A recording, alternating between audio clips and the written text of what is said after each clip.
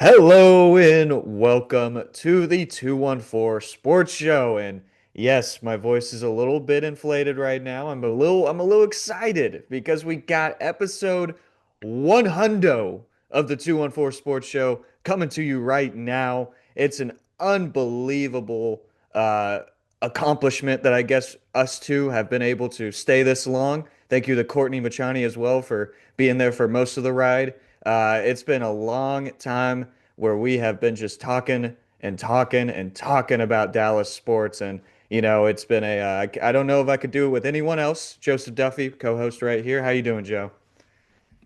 PJ Krilowicz, wouldn't do it with anybody else.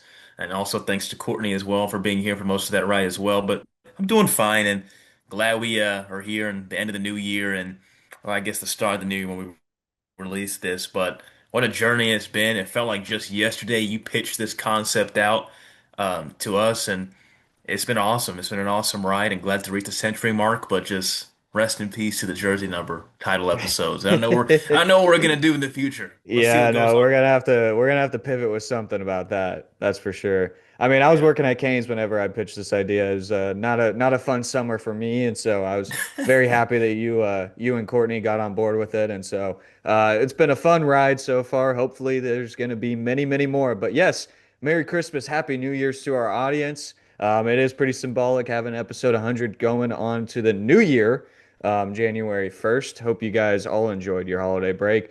And maybe enjoyed some few wins from Dallas teams. I know that the Cowboys beat the Commanders obviously on Christmas Day. There's, a little back and forth about if we should have won that game or not. I guess we'll talk a little bit about that one, but that's been pretty far away at this point, pretty long time ago. But we'll also talk about the Dallas Mavericks, of course, their recent games, and of course the Dallas Stars.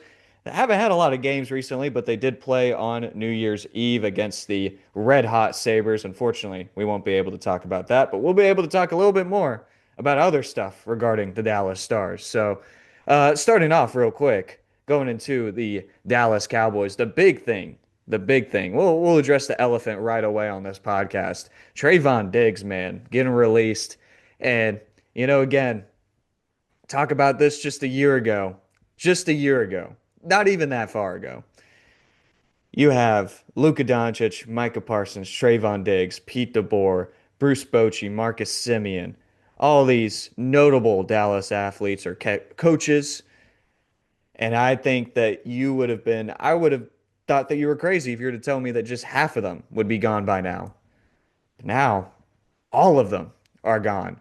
Diggs being the most recent victim. I don't know, Joe. I mean, talk about this. Was this the right move at the right time? I mean, what do we got? I mean, the guy was a two-time All-Pro. What went on? Absolutely. Absolutely, it was the right move to answer your question. And it was something that we really foresaw or really saw coming, I guess I should say, because look, the guy just has not been the same since tearing his ACL, that one fateful practice before playing the Cardinals. And look, we everybody can't bounce back from injuries. Everybody can't do it. We've gotten so used to the medical marvel of, what these surgeries have done for athletes in the modern era. But, back then, torn ACLs used to end some guys' careers. If not, they'd be out for a very, very long time. We've gotten used to players getting these injuries and say bouncing back like an Adrian Peterson, winning in 2012 MVP and having an all-time season, coming back just as good as, he previously Talk was. about Dak Prescott. Yeah, Dak Prescott having his freaking like leg and ankle just pointed the other way and bouncing back and becoming one of the best quarterbacks in the NFL. Everybody is not going to turn out like that. And I really do feel bad for Trevon Diggs because he was a hype prospect that I really looked forward to when we picked him up from the Alabama Crimson Tide. And we know about the great players that have come from Nick Saban and the championships that he has coached. But it's just very sad to me. I will miss him, and it sucks that the relationship has really been um, put like this in the recent season. But it's the right move since signing the contract. He really has not lived up to that standard that we thought he could have improved to after having that Yeah, all-time DB season with as many picks as he had. I believe it was 11 or 12. I think it was 12. But Yeah. yeah, it just sucks, man. It sucks how this is because injuries can change careers and alter careers as you've seen with him. So I hope he really gets picked up fast and he can bounce back because I really have always liked him, and it really sucks to see this for the Cowboys, but it was the right move to answer your question. No, and I remember the Philadelphia game, 2022, I believe, week The three, pick Monday Night six. Football. Pick six, the only Cowboys game that I have been to. And so, I mean, yeah, I mean, I was looking up the Trevon Diggs situation also.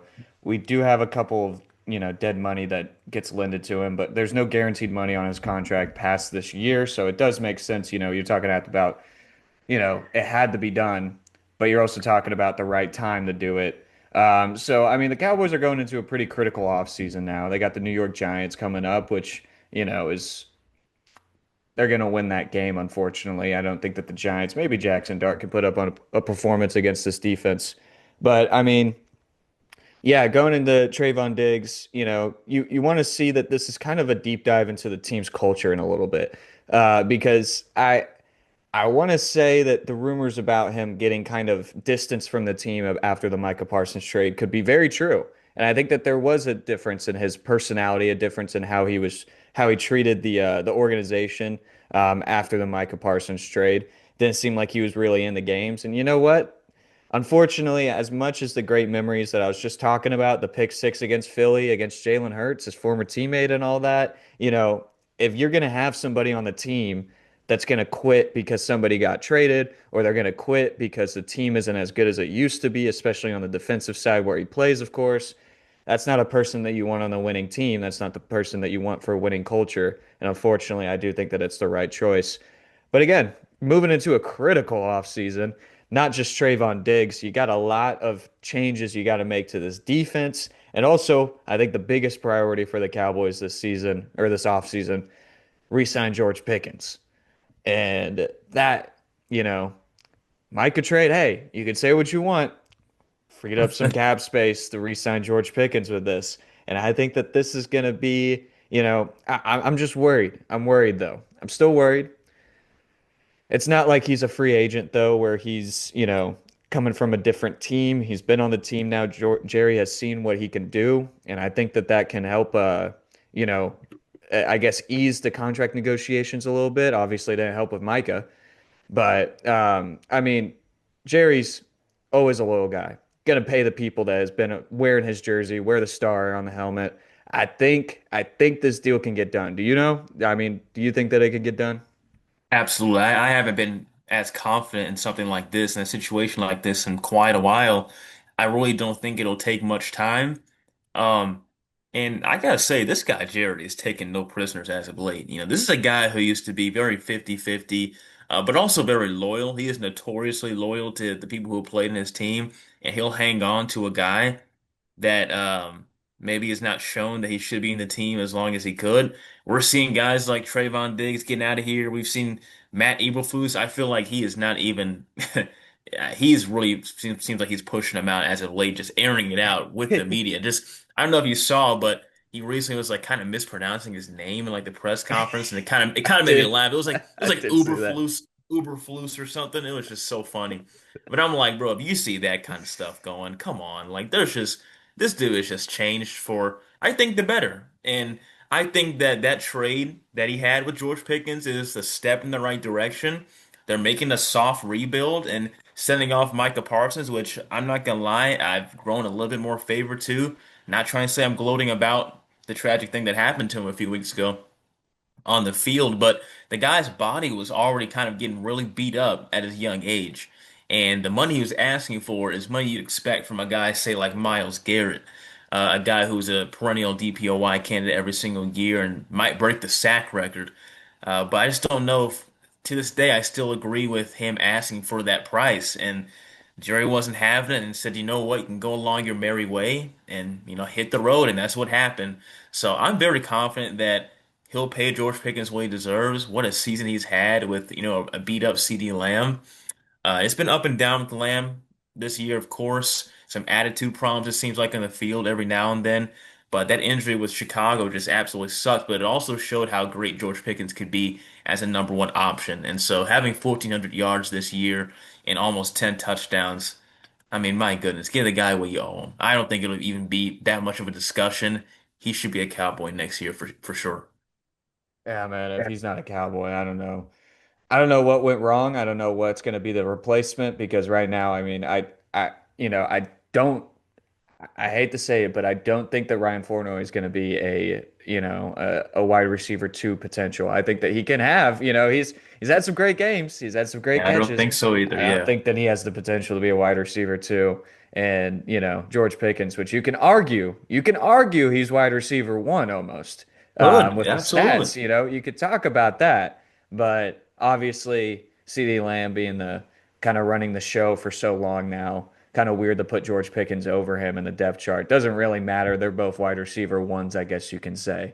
So One A, definitely a one big B, I priority. guess. Yeah. 1A, 1B is good. I think that that's a good, way of saying it. But yeah, so the Dallas Cowboys, hey, moving to the New York Giants, need a loss, but probably not going to get it. It's all right, it's all right. We're gonna go to the. We're probably just gonna move to the Dallas Mavericks because I don't know. Do you want to talk about the Giants game?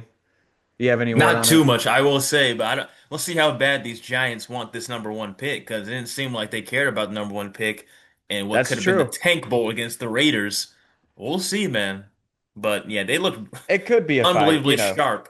They I, look I really I know, sharp dude. last week. This is the thing. Again, I'll talk about it again. Jackson Dart is a very good quarterback, and yeah, I mean, I know it's the Raiders' defense, but I did really like what I see from him at times, the glimpses that I can get from some of his play. And so, I mean, the Giants and the Commanders, man, I'm telling you, they're going to be fully loaded at the start of the next season, and they're going to have much better draft picks than us, and it's going to not look good. It's not going to look good. That's also makes me want to make sure that we re-sign George Pickens as number one priority because we got to stay competitive, especially on the offensive side.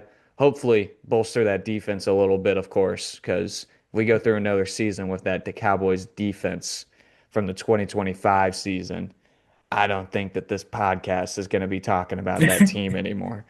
Dak Prescott has had the three worst Cowboys defenses in history just in the 2020s alone. Think about We're that. just in the 2020s. What? The So three worst. 2024, Yep. 2025, and then 2020. Yep. Sheesh. That is nasty. You know how disgusting that is? How this guy can pull up and talk to the media how he does every day and not just air out this defense. Because he's getting paid Class. a crap ton of money by the team. That's why. I don't see why. I mean, Class. the defenses were great, obviously, for those, few years that we were there. I kind of want to I guess 2022 would be the year that I think everybody, I think Diggs had the pick record. Yep. Deron Bland Micah was just getting had started 10 off. plus sacks. So that D-Law 2022 was still season, useful. it was 4,000 yard passer, two 1,000 yard receivers, 1,000 yard rusher. Um, then you had a 10 sack Micah, and then a 10 plus interception Trevon Diggs. Never been done in NFL history. And sadly, they still lost to Couldn't the get past the Niners at 49ers. home. At home. No, I thought that was Crazy. 2021 season. The 2022 season isn't that Oh, you're the right. Bucks? You're right. You're right. I still The don't Bucks. believe that I mean, it's like the Texas Longhorns for me. Just going to be the Dallas Cowboys as well. Just so many times where it's just like, why haven't we been able to compete more than we have? I guess you could say that a lot about other teams like the Dallas Stars who have failed to reach the Western Conference Finals. We'll get into the Dallas Stars later. Let's get into the Dallas Mavericks. They are, uh, sliding. They're sliding in the standings. I'm might just, I'm sorry, but the tank, I think, is fully on because now we got rumors and some pretty big rumors. Seems pretty credible. Seems like these talks could be talking as we speak that Anthony Davis could be shipped out of Dallas just a little less than a year after trading for him. And so that doesn't, of course, tell you to the Nico Harrison truthers that this trade was not worth it. I don't know what does, but Anthony Davis, there's two teams right now that are definitely becoming the front runners in this Anthony Davis trade saga, which doesn't make sense at all. The two teams don't even make sense to me, right? The Atlanta Hawks and Golden State Warriors. I don't know why Golden State would want him. And I have a weird, Doesn't make sense that Atlanta wants him either, but you know what? There's no stopping them, I wouldn't stop them from the interest. I'd gaslight the crap out of them talking about Anthony Davis. I'd say he's been one of the best team players, best people in the locker room, always fighting back from his injuries. I'll make sure that he can get as much value as we can from him. Uh, I don't know if I've seen a lot from the Warriors side point about the players that we can get. I know it's supposed to be a three-team trade. They can't match salaries, and the Mavericks say that they're interested in Jonathan Kuminga. That's at least I what I've mean, heard. you're seeing proposed five team trades with this. It's unreal with the Kings and Warriors and You could Nets get that. also with this whole debacle, I guess, the end of the year. But you're seeing the Hawks possibly involved, also trying to get rid of Trey Young and saying they've had enough there. Um, but just how interesting that could be with the Mavs, who knows, getting Zachary Risachet from the former number one pick, who he just has not lived up to that, and I feel bad for the guy because um, you come to a foreign country or a different country that he grew up in, and he's already not talked about. He's one of the most forgotten number one picks in the history of NBA, and you have no pressure on him on you if you're Zachary Risachet. So who knows if the Mavs get him if they decide to deal Anthony Davis to Atlanta. But whatever you do, there has to be a return. And again, this is not a thing about Anthony Davis's character. Like you said, good guy, great teammate, nothing against him at all. But again, another blow to the Nico truthers who thought that this was possibly somehow a great trade, shipping off a generational player and Luka Doncic to one of the most historically dominant teams in the history of the association. These rumors themselves, before the guy's even been dealt, these rumors themselves are a blow to those guys. And it's Hmm. embarrassing to me that not even the year ending and we hear these rumors.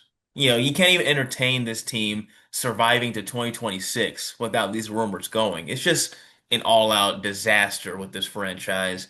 And we've talked about it the entire year. It's an embarrassment what the Dumont ownership has done, along with the transition from Nico Harrison getting fired to now the joint uh, GMs that they have operating with Michael Finley and somebody else I'm forgetting right now.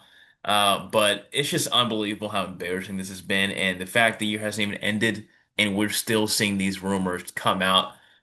The return has been embarrassing for Luka Doncic. So whatever you do, if you're going to trade away this guy, you better get something. You better get something out of it that can actually help this team and not just all out tank them even worse. So I'm anxious to see what they do, but it really sounds like he will not be a Maverick for much longer. Yeah, and they're kind of in a crossroad right now because they're talking about, they're obviously not good enough to compete. And they're obviously not going to ever be healthy enough to compete because this team is just so injury riddled. Um, but you're stuck in that crossroad where you have a veteran in Kyrie Irving, veterans in Klay Thompson, and all these players that aren't going to be, particularly excited about being in a rebuild, especially when you have those players that signed because they saw the vision of what this team could be with Luka Doncic or with an amazing roster. Um, and so I don't know how this Mavericks team is going to handle it because right now it looks like from the rumors that I'm seeing is that they want to prioritize expiring contracts and draft compensation for Anthony Davis, which means basically just saying, "Hey, we're pulling the tanks out, man. We are tanking. We don't want to compete this year." And I mean, you can kind of see that with some of the trade rumors that are coming out with definitely Atlanta, like you were saying, getting the former first overall pick last year, and having Porzingis match contracts, which I was always a Kristaps Porzingis believer. All I right, I know, was a I know. Porzingis truther, and so him being back in a Mavericks jersey, especially when I got a T-shirt jersey for him that I still wear to sleep, hey, by all means, I'll be pretty happy. But we're talking about trading Porzingis basically for Luca, almost, and there's just It's it just bad, man. sucks. It sucks. I don't know what else we could do to trade.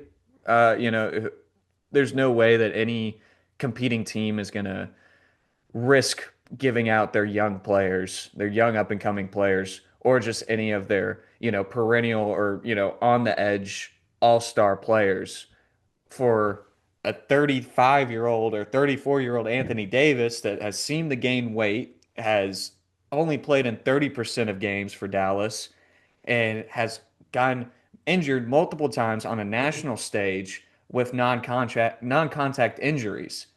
And so, now you're just put in this deep, deep, deep, deep, deep hole that Nico Harrison has dug all of us in, all of us. He put a lot of effort to do that. And, there's no way to get out of it other than tanking. And, it just makes me, it just rubs me the wrong way for players like Kyrie. And, I know a lot of people want to get rid of Klay Thompson. I just love the Very idea that we have a sad. Splash Brother on our team, that he's wearing our jersey, and it's still surreal to me every single time he hits a three, albeit pretty rare now. But when he does it, it is like so surreal to me. And, I can't help but feel bad for these guys. These guys They came came here because of Luka Doncic. for a vision of winning the finals, and God. now they're stuck transforming an organization from a finals team to a team in the lottery for multiple years to come. Um, you know, this West is a really tough conference this year, and I'm gonna predict that the Western Conference is gonna stay tough for years to come, like they have always been. It's always been the tougher conference, and it's gonna take a few while. It's gonna take a little bit to rebuild. It always does in this And this is conference. the lumps and bruises you take when you're led by, or at least supposed to be led by a guy who's a freaking teenager. He just Yeah. turned 19. And, we were talking last week about if this team is all in, if they want to tank, and we thought, man, is there a possibility that they could try to make a push for next season? Now they've lost three straight since the last episode, albeit to teams as well that are not as good as well as Denver. And you win an OT game against the Nuggets and Nikola Jokic coming to AAC. I was like, okay, this team maybe has something. And then they do that, of course, playing down the competition, which was what you were talking about Yeah. last week that's hurt them so much. And I also got to say, I can't believe we talk about this all the time, how this guy Anthony Davis seemingly was more healthy before this trade. I mean, that's what we were supposed to be sold by Nico Harrison that he's much healthier than he had been since his late stages of being a Pelican and his first few years being a Laker. He was battling injuries just every single year, and he was playing many more games before the trade, and not even like a few weeks after gets hurt, and this whole year, really, he's just been beat up again. He got hurt again, going back and forth in that Christmas Day game, and it just sucks. I feel bad for the guy. Again, it's nothing about his character, but it's just an embarrassment, and it's just how sad this team has been this year. Yep. And the Dallas Mavericks, they're going to end their sad year, I believe, 12 and 21. Going into, I believe they're playing, who do they play on New Year's? Let me check real quick. They do play the I Philadelphia believe they play Philadelphia. 76ers Yeah. tonight at 7:30. Keep the train rolling is what I say. But um, hey, who knows, man? Apparently, it's a much deeper draft this year, and get anything in the top 10, you'll be pretty happy about that, and maybe get another first round pick for Anthony Davis. Hopefully, you can get another first round pick, and not looking too bad, still bad, but not looking as bad as it did in February. So, moving on to the Dallas Stars, who have kind of had their own little Christmas break, haven't played a lot. 2 games in the last 8 days, and now they're going and playing again. We film on the day before we release these episodes, so we are still in 2025, even though this episode will be released in 2026. So we haven't seen the game against the Buffalo Sabres. Buffalo Sabres, red hot, About these insanely good. Sabres, I believe they're man. on a 9 game, if not 8 game win streak right now. And Stars haven't won a game in 11 days. Can you believe that? For a team that's been so wildly successful, they haven't won a game in 11 days. And that's only just because of scheduling. Just they haven't played any games. They've lost 2 straight to the Red Wings. And then, of course, Chicago, the team with the least amount of wins this season out of all 32 NHL teams, pretty embarrassing, but you get your lick back, I guess, in a few days when they travel to Chicago. Um, Look, the Dallas Stars. Um, the first thing I want to talk about is that they do have they do have some Olympic roster news that just happened. Thomas Harley made Team Canada. Wasn't too surprised about that. Of course, he played fantastic in the Four Nations face-off for Canada last year. But you have him now on the Olympic roster for the Canadians. Of course, you're going to have players like Hintz and Esa Lindell, Mikko Rantanen, Miro Heiskanen, all four of those playing for the Finnish. That leaves one player. Well, I guess sorry. Jake Ottinger is also going to be the goalie for Team USA, which we still don't know. We know that Connor Hellebuck's probably going to get the start over Jake Ottinger, of course. I'm just saying, Jake Ottinger has proven to be a pretty damn good goalie this season. He's done great. He's done, not a better season than he's had years past, but it's not worse. And Connor Hellebuck kind of sliding a little bit. His defense is failing him, but he also is sliding a little bit. I'm just saying, Jake Ottinger, man, he deserves it. But of course, I think it will get it in due time, anyways, regardless of if he gets it on this Olympics or not. The other player, of course, everybody knows, Jason Robertson, who right now it's they're saying that he might be on the outside looking in on this Olympic roster. And that's the biggest piece of bullshit that I've ever heard Oh, in my entire life, other than the Luka trade. Um, Look, Jason Robertson, I believe he's at 24 goals on the season. He's done this for years now. He's been our top goal scorer for years now. Um, I don't see how somebody who's just a naturally born, net finder that he is, cannot be on the Team USA roster that has a bunch of aging forwards and that aren't doing too good this year, that mhm. aren't floating, aren't scoring, aren't producing. Sorry, is the right word. Aren't producing the amount that they used to. I know that Austin Matthews, man, look, great American player. Know that he's a captain. Um, Look, Jason Robertson deserves a spot over Austin Matthews. And I wish that they would learn that. The only problem is that I know the USA values leadership. And Jason Robertson, that's the one thing that he does not have. We could talk about his defense too. His defense ain't bad.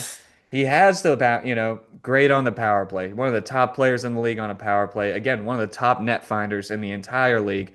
I used to think he was a slow skater. He's been skating past people. He's gone, I swear he's gotten better agility over the years. He looks like a much better athlete than he used to. And the thing is, you know, there's no conversation about him being a captain for the Dallas Stars in future times, Need we despite say just being look at the a recent face. contests they had? Yeah, I mean, you know, Robertson had a goal and Matthews didn't play nearly as effectively and that Stars dominating effort. I know that's a whole That's game, true. but That's true. but yeah. I think that I think there's a few candidates, but I'm just pointing out Austin Matthews just because I know that I know that that's somebody who's going to make the roster, and it's going to be a little frustrating when, we realize that he's not the Austin Matthews that he was in 2015 or 2016 or even last year. And so I feel like Jason Robertson, the thing about the leadership thing, you reacted pretty strong to that. I can't lie. Look, he doesn't have leadership. He's a great teammate. He seems like an amazing guy, obviously, and he's one of my favorite players on the Stars. But there's the reason why he doesn't get the captain. The captain talks for the Dallas Stars. Jamie Benn's going to be retired soon. That was a bad voice crack. I'm sorry. Um, Jason Robertson just doesn't seem that he can, get momentum going for a team through his voice. He can with his stick. He can, absolutely. But it doesn't seem like he can rally troops that the USA seems to, adore, which makes sense. I Makes get that. absolute sense. Yeah. Well, you see how Matthew Tkachuk and how passionate they play, especially in that, face-off that was here earlier this year. Man, that was some Hmm. passionate hockey that Oh the man, USA was playing. peak And hockey, I might say. Be cocky for sure. And I see what you're saying based off, Robertson's demeanor compared to the Kachuk brothers. I don't know if that definitely lines up with the vision that Team USA has for sure. I can understand what you're saying. But it'd be awesome if he got his opportunity with this because he does know how to find the net. He's one of the best young American players in the game. And Austin Matthews, as you were saying, is not nearly as potent as he used to be with the Leafs. So, comparing this, I guess, to the Rangers, since you're wearing a Rangers shirt right now, there was a similar report of this, with Corey Seager, and he's kind of been noted as like a standoffish kind of guy. And you've seen this now with Marcus Semien being traded off now to the Mets, but they've said for a second there's been a little bit of friction, and I sent you that post a few Hmm. days ago about um, how they could have possibly butted heads. But I saw a recent one as well as yesterday, as man, this guy is not as responsive to some of the teammates, and he kind of does his own thing, and he's not as much of a vocal leader as you'd expect from a player of his caliber. And look, I'm still grateful for the World Series title, absolutely. But that was a concerning post that I saw, and I guess I believe in it. It seemed very credible based off of how these guys have all just kind of gone their separate ways after the championship, and it doesn't seem like he's Hmm. that much of a talkative guy, Corey Seager, that is. So I see a little bit of a similarity between that and Jason Robertson. It's not a terrible thing. Some guys are just not, big leaders like that in the locker room. You'd expect it from a player that's getting paid like they do and have as prominent roles on their teams. But sometimes guys are just not that guy. They're just not that kind of leader that is, demanding this and this from a player and say, pointing their fingers and stuff. And maybe that's just not what Jason Robertson is. But it'd be awesome if he was on Team USA. No, yeah, that's what I'm trying to get to is that they're not gonna, the heads aren't gonna turn to see what Jason Robertson has to say before a big game, and maybe they do, and I hate. It seems like I'm really just shitting on Jason Robertson. I swear, I really do like this guy. The thing is, the one positive, if he doesn't make the USA roster, and this is from the business standpoint, is that. He doesn't make the USA roster. He can't use that as leverage in his contract talks. He can't say, "Hey, look, I was on the USA team, scored a goal in the Olympics or whatever. I need an extra million." He can't say that, but because obviously right now the Stars locked up basically everyone but Jason Robertson in the main core, and so that's going to be the main cause of concern for me. Hopefully, Jason Robertson. I don't know.